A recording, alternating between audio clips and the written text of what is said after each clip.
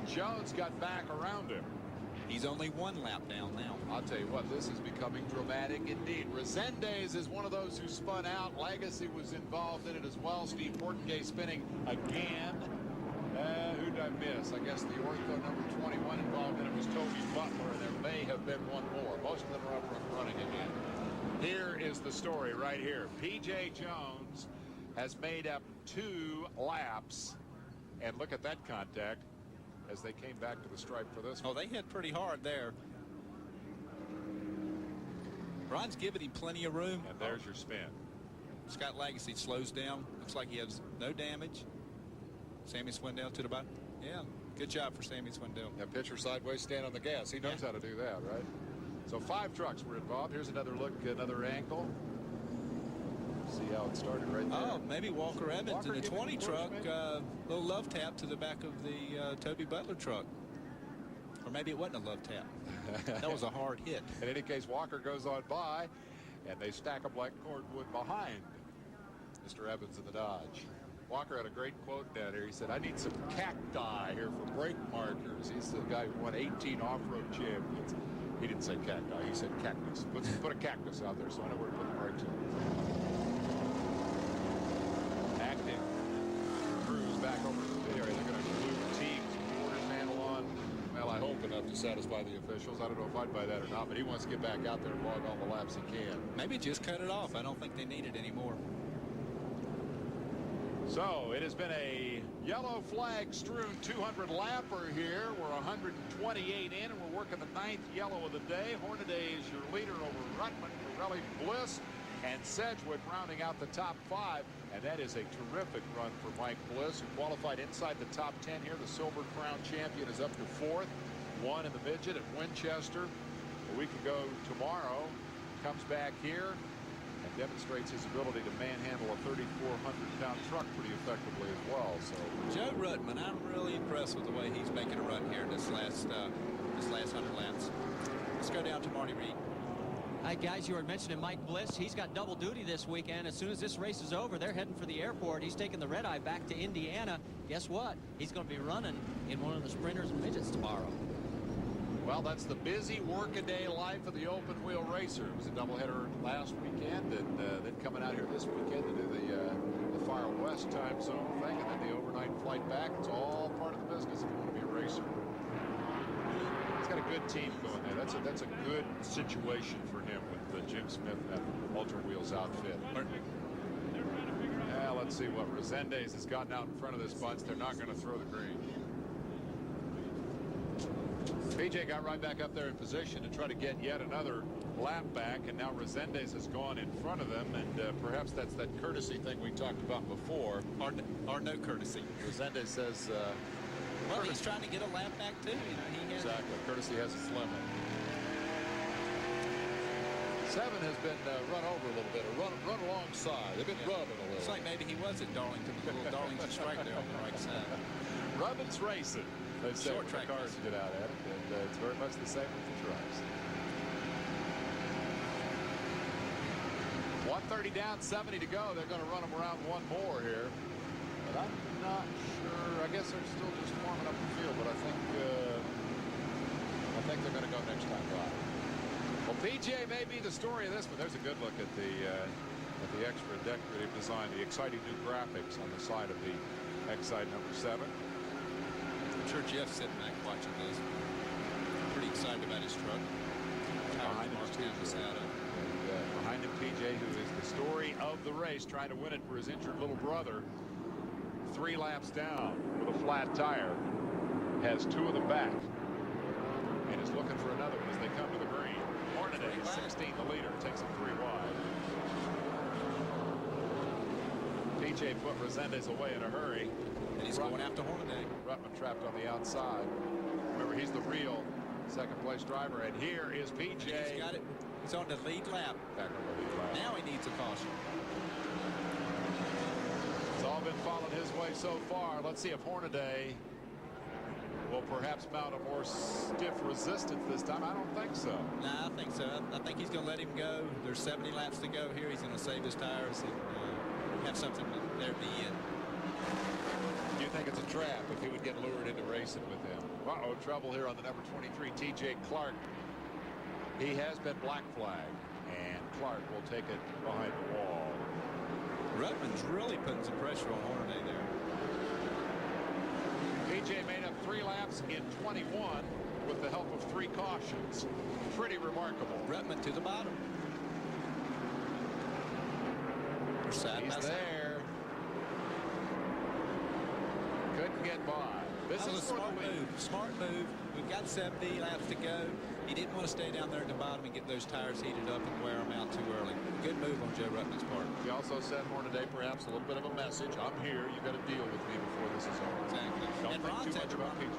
He's run awful hard trying to keep PJ 3 laps down. He may have heated his tires up a little bit.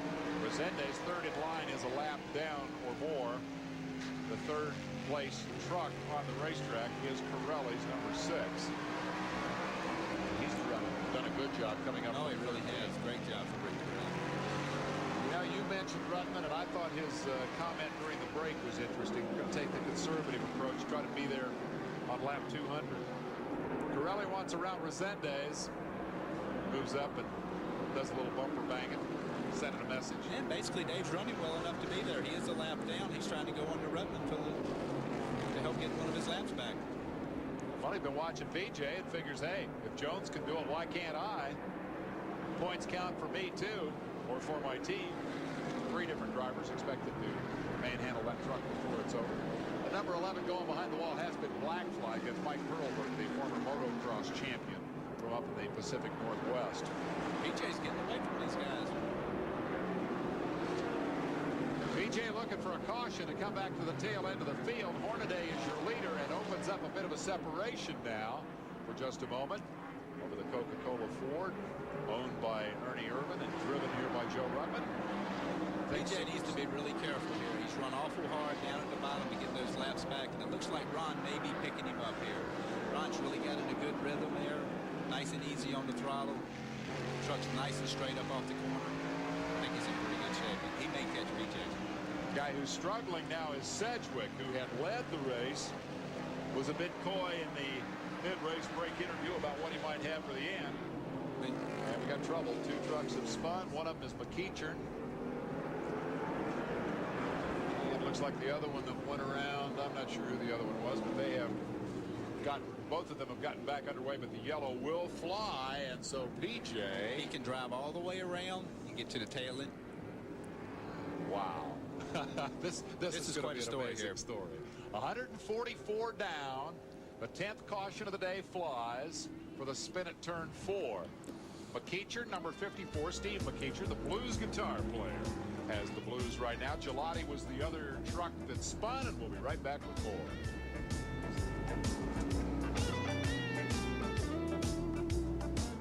The most varied resume in the field today, P.J. Jones winning in Daytona in the Toyota IMSA car. P.J. Jones winning in the truck. This was the very first truck race. This was at Mesa Marin, an exhibition race. P.J. comes out of the cockpit and says, I'm a winner in Tucson as well. That was during the winter heat race when he had the remarkable event with the broken rear end, came back to win it. He may upstage that story here because he is 10th back from 3 laps down. Now, it's one thing to get up alongside Hornaday, get the fender out in front of him, get a yellow. It's incredible luck to have that happen 3 times. But now, as we sort out a bit of a front straightaway melee here, I got to wonder about the difference between accomplishing that and marching through a field of very competitive trucks to get back to the front. That's a great point, Dave. I'm not so sure that, well, I'm pretty sure that the spotters on the 16 truck were telling him, look, PJ's 3 laps down, don't race him real hard. It'll be a little more difficult to get by now. It'll be a double file restart. There will be 9 trucks in front of PJ. Hornaday is the leader, and we've got 52 laps to go. PJ, the last truck on the lead lap. Hornaday moves right up in front of Resendes, who wants his lap back as well. And again, Hornaday will use that opportunity to open up a little gap. 3 wide on the back straightaway. Here he comes. Rutman is second. That's PJ charging through the traffic. Legacy, the next man in line. He's number 24 with that Jeff Gordon paint job. How much can he afford to cook the tires? I guess at this point, it doesn't make any difference. He's got it on the mat, running as hard as he can run, trying to get back up there to the front. Hornaday worried about Resendes. Said, I know PJ's back there, but right now I got this guy trying to beat my fenders off here. trying to get his lap back. Resendez is really running hard. He's trying to get one of those laps back. Ron's truck seems like it needs a few laps to get some heat in the tires where he can take off. On the other hand, Rutman has not been able to get around Resendez and get up there and put any pressure on Hornaday either. So Ron Hornaday is having things all his way. Yeah, the bad luck fell in terms of PJ getting all those laps back. But PJ's still got a bunch of hustling to go. He's around Legacy. Down in the bottom. Working his way through the back of the field. He is absolutely cutting a trail through lap trucks. He's up to 7th and climbing. This is the story of the Racing Champions 200. P.J. Jones with an inspired drive, 47 laps to go. Can he get there? Just weaving in and out of traffic. He's just driving for everything he's worth. The next position in front of him would be Butch Miller. We'll be looking for Butch Miller. The lapper here has hit the fence a couple of times. Toby Butler, and P.J. will dispose of him easily. That's Miller down on the bottom of the racetrack, taking the low line. And he will be the next man in line as P.J. goes after 6th spot. P.J.'s been at the bottom. He's been in the middle. He's been on the outside of this racetrack. He is just coming through. Remember, he lost the 3 laps to a cut valve stem. If you just joined us, there's nothing wrong with the truck. They slapped a new tire on there, and again, that's within the rules. They got 4 new tires on the brake. They immediately had the valve stem knocked off one of them, so they get to change that one for free. They come back out 3 laps down. They get it all back through the yellows and the good fortune, and now he races for 6th spot with Butch Miller. And Butch is definitely liking the bottom here. I never thought he could make up 3 laps on this racetrack to go that many laps down, but he's done a great job.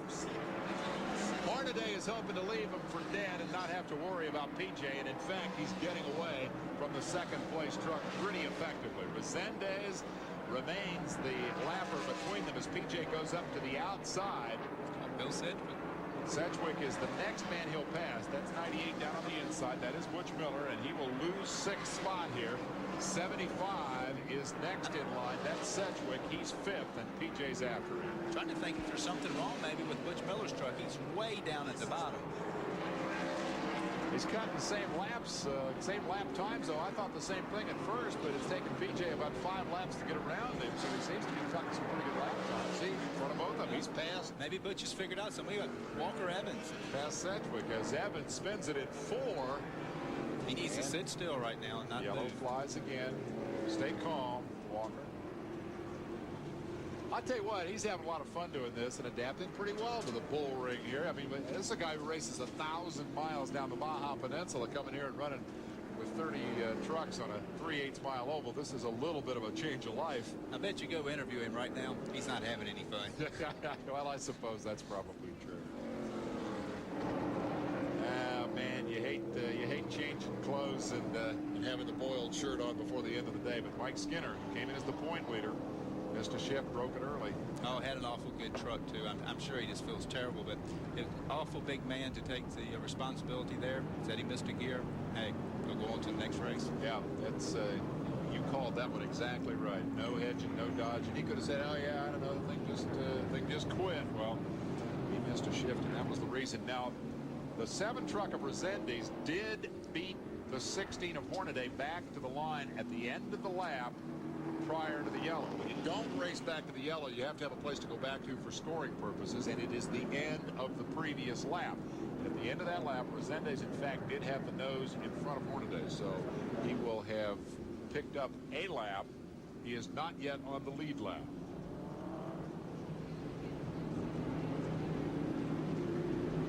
All right, here is a good look inside the cockpit of Mike Bliss. He's done a great job. He really has. The side of that truck looks like it's been to Darlington, South Carolina, but he's done a great job. When I talked to him this morning, just before NASCAR today, he was shaking his head. He said, man, this is so much different. This is so hard. These guys are so good. They've got so much experience. I just got to get laps. I just got to get seat time, and here he is running 3rd. This is really strong. Oh, it really is. He's done a great job. He's not used to having a roof over his head there. Well, he's handling it very nicely. Thank you very much. We have 1 lap to go.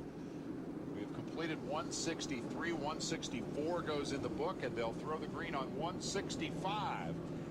And Rutman will get another shot at Hornaday, although he hasn't been able to do much with him so far. P.J. Jones will try to clamber inside the top 5 from, I believe, now 7th. Butch Miller is being shown as 5th.